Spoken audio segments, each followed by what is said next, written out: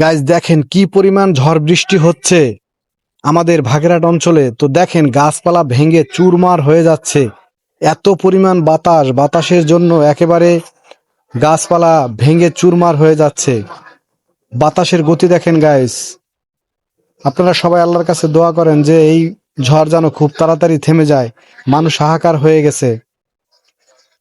তো দেখেন নারকেল গাছ কিন্তু একেবারে ভেঙে যাওয়ার মতো, প্রচুর পরিমাণ বাতাস, এত পরিমাণ বাতাস যে বাতাসের জন্য কিন্তু খুব খারাপ অবস্থা।